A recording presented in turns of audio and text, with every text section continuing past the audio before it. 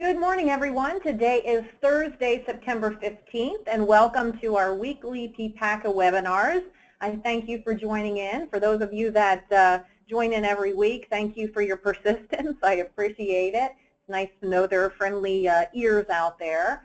And for those of you that are new, we have been running these for, well, over 3 years now. On a weekly basis, and originally they started really just to have a place to come to ask your questions and we can all learn together. You know, what I also hope to provide, if I can speak, is just updates that you need to know, whether it's on legislation, the individual health market, or the group health market. So hopefully you find them useful and informative. If you do have questions, there are a couple ways you can ask them. You can type your questions into the question box, and I'll answer those questions at the end of the presentation, or you can raise your hand icon, and I can unmute you, and you can ask us all together. So just to test it out, and so that I know my technology is working today, because that's always, you know, a variable. You could just raise your hand with your icon if you can see my screen. All right, there we go. Perfect. Thanks, everyone. All right, so let's just jump right into the agenda. The FFM certificates with Highmark, they are being uploaded through Sentinel Elite. If you recall, the last several years it was through Sales Sentinel. Now Sales Sentinel is Sentinel Elite, and I did include in your handout some instructions for Sentinel Elite, and I also created just slides with literally a few, 3 slides with the just screenshots. So when you log into Sentinel Elite, you're going to see the screen. Obviously, you either have to register or log in. You're going to see this screen. It's kind of your hub. You want to go to register and enter a valid registration code. This is the code that you're going to need to have well, I'll show you, the 2017 Highmark Marketplace Certification Validation prompted. Oh, I'm sorry about that. Let me get back here. So you'll go to register, type in this, pardon me, type in this code, and then the program will come up, and your next screen, when you go back to in progress, you're going to see it, and you would just click on the hyperlink. If it's red, it's going to be a hyperlink. You would click on that hyperlink, and it will take you to the very first screen, and it's really just an ethics sort of training. And I've also included the book, the Highmark Code of Ethics, just for your reference. So wanted to share that information with you. And let me get back to our PowerPoint here. So that's first things first. If you have any issues, just let me know. I know that Highmark has had issues, well, all the carriers have had issues with the Sentinel Elite system. If you're doing Medicare, I think you've experienced some of those issues, but for the most part, knock on wood, the process for the under 65 has gone okay. Not well, just okay. So on to the next bullet point. Many of you do individual health with us, and we are making some changes. I've kind of alluded to that in the past webinars, and we just have to. At this point, we don't know what we're going to be paid, if we're going to be paid. And when I say we, that's you and URL.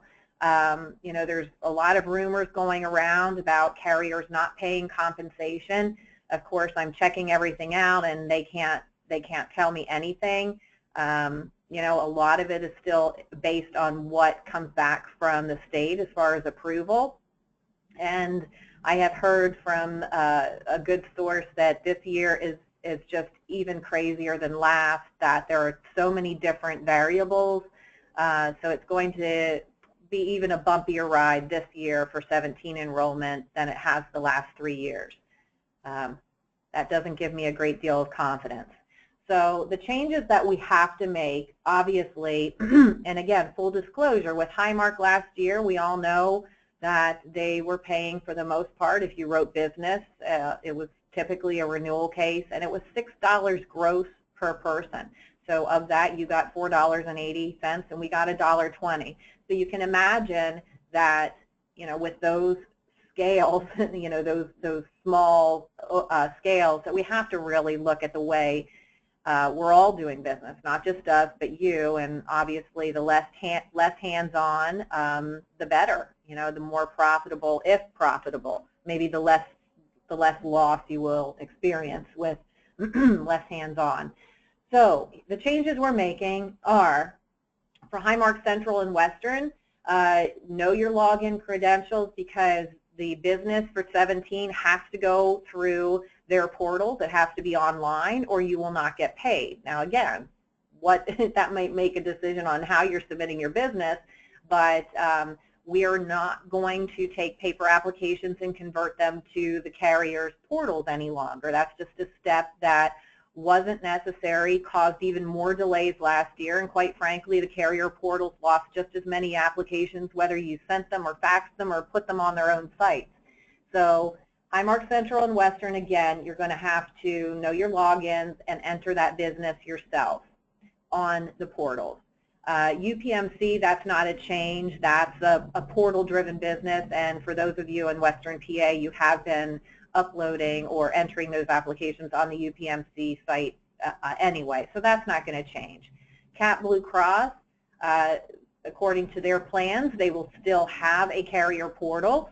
Pardon me. Again, we are not going to enter those applications, so we are going to supply the Cap Blue Cross email, and you can copy it to us, or you can upload the completed application to our link, just letting us know that it's been submitted, and we'll track it that way.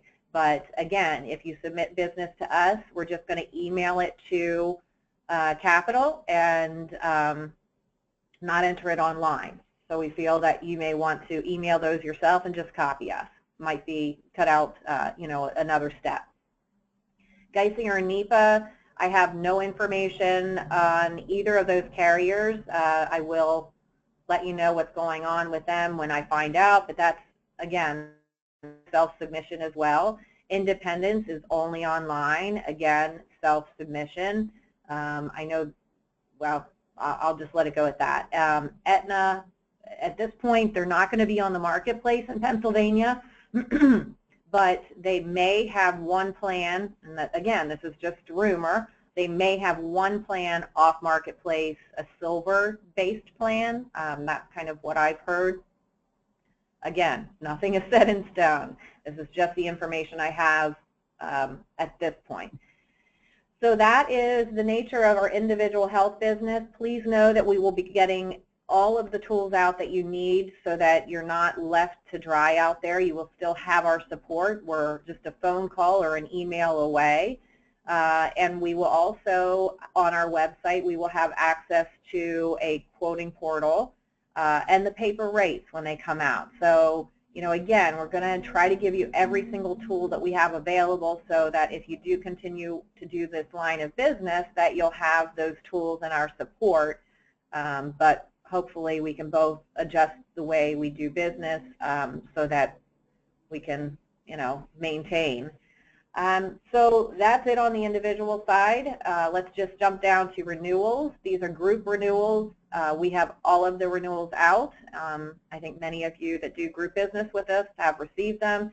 If you don't do group business with us and you want to, give us a try. Let us quote those renewals for you.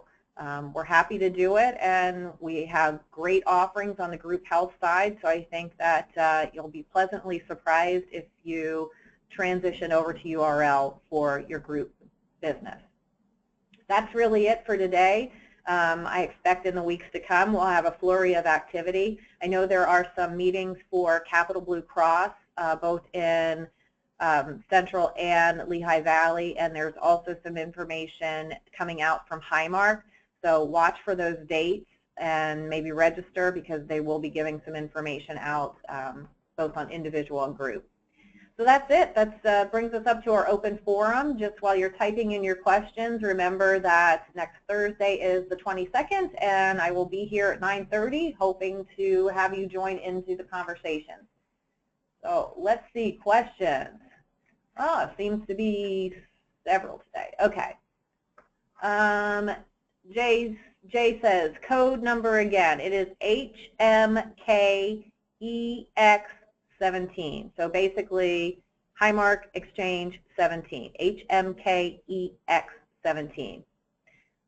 Bill says, you're referring to off-exchange applications only, I assume? Yes, Bill. Our changes to the way we do individual health business is brokerage business, and it's not marketplace business. Thank you for that clarification. Britt says, uploads are only for non-exchange, correct? If we enroll through exchange, we don't have to enter apps. If you enroll through the exchange, Britt, it also helps to go to that. Actually, that's why we created the link originally, to capture and start tracking any of the FFM business, because the only way we could track that and still can track it is through the commissions, and I think we all know how many holes in the commission statements there are. So we thought it was best to have you notify us when you do submit an FFM application so we can track it. So it's for, we're going to convert that so that it's for every application that you guys submit on your own, so it's in our system so we can start tracking it. Jim says, Deb, will clients with Aetna already have to apply for a new plan with somebody else? Jim, you know what, I don't know. I think that's probably going to happen, because if they have exchange or FFM business now, they wouldn't have the option to renew with a marketplace plan with Aetna because they're not offering plans. So, and in order to even have a marketplace plan for 17, they'd have to go in and re-up their income and choose a new plan. So it's fair to make the assumption that anyone that was written with Aetna in 2016 will have to make some sort of transition to another carrier for 17. Mike says, small groups, how early for a 1/1/17 quote? Looking at several small groups that went to bonusing employees that might want to consider group coverage again. Is it worth it? Mike, you know what? It's always worth checking it out, if nothing else. Certainly the employers benefit from having a group health plan with the business write-offs, if you will. It's just that the pricing has not really ever made sense. When the first year, when individual premiums were, you know, about a third of what premiums were at that time, it just didn't make sense for a small business to continue to absorb that. But it might make sense as these rates creep up. It's certainly worth a shot. I would expect the 1/1 rates to come out, I'd say, no sooner than November 1st. I don't think they're going to adhere to a 90-day rule like they did on the 12/1, so it's going to be more of a 60-day rule, so that would make 11/1 for the 1/1 effective. Again, you know, if you have any questions specific to your groups, just give us a call, Mike, and we'll let you know what we can and can't do. That is it. That brings us up to the close of our questions today. Again, I thank everyone for joining in every week. You know, appreciate the feedback, and let's just keep going through this crazy business. It's got to level out at some point, we're thinking. So, you know, I always said we sink or swim together. Let's just hope we can swim. So enjoy the balance of your day and the balance of your week, and have a wonderful and relaxing weekend. Thanks. Bye-bye.